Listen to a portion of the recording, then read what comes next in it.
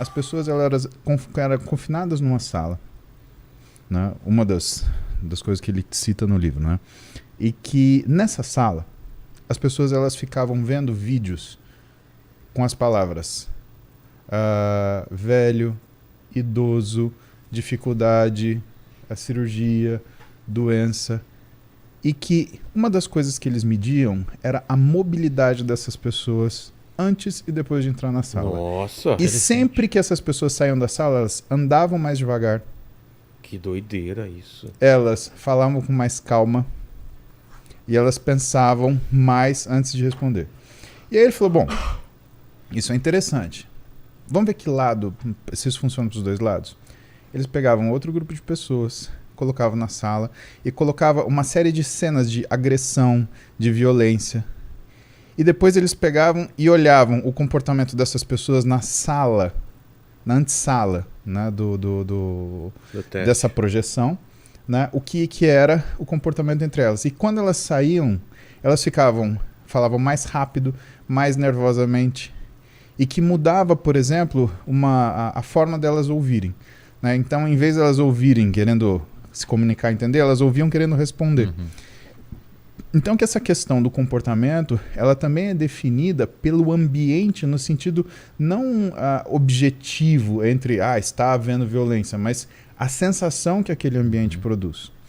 E por que eu falo isso para você? Porque eu queria que você falasse um pouquinho pra gente sobre o comportamento de redes como, por exemplo, o Twitter. Onde você tem esse comportamento de manada, onde vem essa enxurrada de agressividade. Exatamente. E que é muito curioso de ver, porque quando vem uma onda de agressividade, né, depois de um tempo, começa a aparecer algumas pessoas falando, não, mas não é assim. Não é assim. E parece que existe um contrafluxo. Né? Primeiro lugar, né, o que você acha que essas pessoas que se expõem a esses tipos de situações, elas têm uma predileção, elas têm uma adição a esse tipo de comportamento? Ou seja, se a pessoa não pegar aquilo e não fizer a mesquinhazinha dela no Twitter naquele dia, você acha que isso é uma coisa que ela deve evitar para ter saúde mental? A segunda coisa, de onde vem esse fight back das pessoas que são capazes de resistir a isso e responder a isso, porque é uma situação contra o comportamento de manada. Que ela sabe, né? que vai tomar porrada. O primeiro que responde, ele está agindo contra isso. Né? Isso é saúde ou é falta de saúde mental? Cara, desculpa. Não tem problema. A gente tem que entender assim, ó, o comportamento, ele é um resultado, o comportamento mesmo, tá? A gente tem duas grandes disciplinas que estudam comportamento para quem tem interesse. A que estuda comportamento mesmo, assim, ó, observacional no comportamento, é uma disciplina chamada de behaviorismo. E do Skinner, do Watson. E a neurociências é uma disciplina que estuda o que faz o comportamento acontecer. Então, o que tem dentro do cérebro que permite a execução do comportamento. Por exemplo, eu fazer esse movimento de pegar alguma coisa, ativou áreas. O meu córtex pré-frontal teve essa decisão de espichar o braço e pegar uma jujuba, enviou um comportamento pro... Vai demorar um pouco essa resposta, tá? Não, tô enviou uma mensagem para o meu córtex pré-motor, o neurônio do córtex pré-motor, por meio de potencial de ação e liberação, é um estímulo elétrico que se transforma num estímulo químico, manda uma mensagem para o córtex motor, o córtex motor manda uma mensagem para um neurônio motor primário, que vai fazer uma sinapse na minha medula, que vai mandar uma mensagem para um neurônio motor secundário, fazendo eu fazer vários neurônios no caso, né? Fazendo eu espichar a mão e pegar uma jujuba. O behaviorismo explica o porquê que eu espichei a mão, porquê que eu peguei a jujuba. A neurociência explica como. Então, quando você une as duas coisas, fica muito bonito, porque você sabe o porquê do comportamento e como ele aconteceu.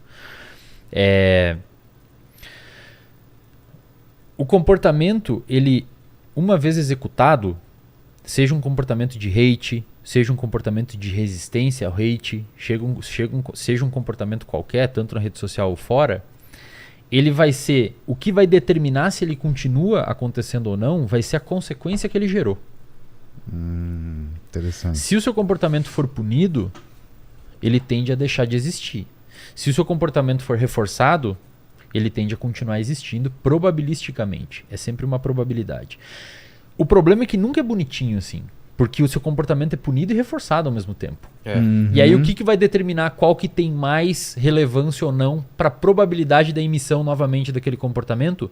O histórico de exposições que você tem, seja você vivenciando aquilo ou não, ou seja você visualizando quem vivenciou. Porque a gente aprende por imitação. Se você pegar um coco e bater numa pedra aqui, um macaco vai fazer o mesmo no seu lado. Ele olhou você fazer e vai fazer igual.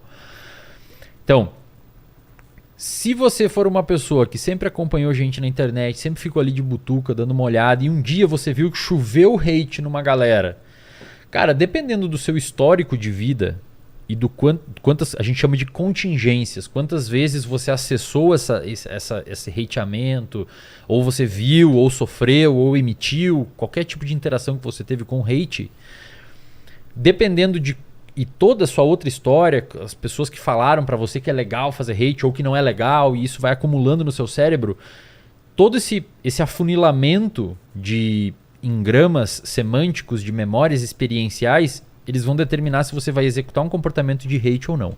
A consequência do seu comportamento vai dizer se você vai manter ele ou extinguir ele. Se as pessoas falarem, cara, nada a ver, velho, você falou cagada, e você já tem um histórico de não gostar de falar cagada, a chance é que você se retire e não fale mais aquilo. Se as pessoas falarem, é legal, e curtir o seu hate, a chance é que você volte a fazer, porque aquilo foi reforçado. A pessoa que sobreviveu ao hate, ou melhor, a chuva de hate, foi lá e falou contra a manada, é uma pessoa que já tem histórico de contingências anteriores que levaram ela a resistir, a achar legal ir contra a manada. Mesmo sendo uma coisa que não é tão comum. Porque essa pessoa, uma vez na escola, participou do movimento estudantil e fez uma palestra que era contra a pauta e todo mundo aplaudiu, ou porque ela viu alguém fazer isso, ou porque o pai dela falou, ou porque ela viu alguém num podcast. Alguma coisa ficou... A galera tem que entender isso. O nosso comportamento hoje, ele é resultado das nossas experiências passadas e das experiências que a gente viu. É por isso que eu sempre falo que quem controla o seu comportamento é o ambiente. Se você vive num ambiente de pessoas que valorizam hate, que gostam de hate, que acham legal da hate, você... Teve uma vez, cara, que um psicólogo repostou um negócio meu lá que eu fiz. Fiz um negócio lá, postei lá. Só uma coisa, parece que tudo isso que você tá falando, cara, fica muito fácil entender quando você tem criança pequena, né, cara? Sim. Porque elas são muito... É o teste perfeito para esse tipo de coisa. Ela reage muito ao ambiente dessas formas, assim, muito puramente, né? Não é que nem a gente que ainda tem uma filtro e tal. Quem fala isso é o Jordan Peterson. É? Ele fala que a criança de 2 anos de idade é o ser mais perigoso que existe. Exato. Que ele responde responde raivosamente com toda a força. E, cara, criança, ela normalmente expressa emoção por meio de ansiedade. Bebês e crianças. É mesmo? Bebês e crianças é por meio de ansiedade. A criança tá com fome, o que ela faz? Chora. É. Fica ansiosa, fica inquieta. O Antes adulto de- verbaliza. Mas que eles não têm Mas a eu te linguagem. interrompi a linha de raciocínio, pode É continuar. verdade. Aí Cara, depois uma eu te vez contar a merda que eu fiz. Tá. Cara, uma vez um psicólogo me... Faz tempo isso já. Eu postei um negócio lá. É real, é bem polêmico, assim, Você mas ia soltar um bar. eu queria chamar a atenção. Aí... Onde isso? No Instagram. No Instagram? Eu postei basicamente assim, eu falei, cara, se os transtornos mentais eles existem até hoje, primeiro que existe um grande debate, cada vez está mais, se realmente o diagnóstico é uma boa forma da gente enquadrar o paciente, porque ele é muito categórico, existe uma heterogeneidade. É diferente de um paciente com diabetes, que o Muzi pega o exame lá, e se deu mais que 125 miligramas por decilitro 2 vezes em jejum, o cara é diabético, ponto final, não tem o que fazer. O cara com depressão é uma avaliação clínica, subjetiva, enfim, tem toda uma discussão. E eu postei lá, eu falei assim, ó pessoal, vocês têm que entender que é um espectro, que, pô, às vezes o cara tem traços, e esses traços de depressão às vezes estão sendo disfuncionais por causa do contexto que ele vive, às vezes você troca esse paciente de ambiente, ele acaba tendo uma remissão dos sintomas, enfim, discutir alguma coisa nesse sentido. Teve um cara lá que pegou, fez um negócio lá, falou, olha aí, bloqueou meu nome, como se não soubessem que era eu, né? Bloqueou meu nome lá, e aí botou um pingo só na minha foto, ficou todo em volta da foto, assim... Cara, Mal ele feito. postou e era claramente uma pessoa, como eu falei antes, que não sabia o meu trabalho. Entendi. E ele postou lá, veio uma chuva de pessoas falando a mesma coisa. Falou, cara, eu te acompanho muito.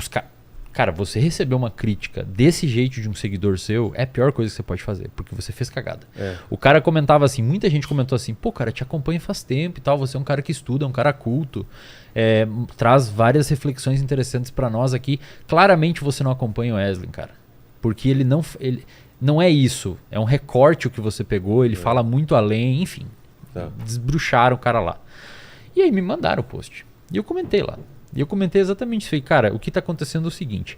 Você tem amigos, que eu sei quem são seus amigos, que eles são uma comunidade verbal, que é um termo do behaviorismo, que a comunidade verbal, basicamente, ela reforça ou não o seu comportamento. Então ela fala, vai, usa droga, cara, é legal, usa, vamos usar, é massa, quem não usa é viado, blá, blá, blá, blá, blá, blá.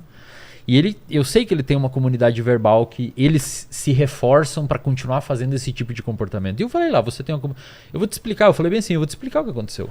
Você tem uma comunidade verbal, essa comunidade verbal reforça esse tipo de comportamento de ficar refutando os outros na rede social e ser agressivo assim, é reforçado por alguns seguidores seus que comentam e dão like que é legal e não sei o quê. Só que no final das contas você nada mais é do que uma pessoa modulada por um sistema que a longo prazo vai ser estressogênico, não faz o seu perfil crescer e você está passando vergonha perante os seus seguidores. Aí o cara apagou o post.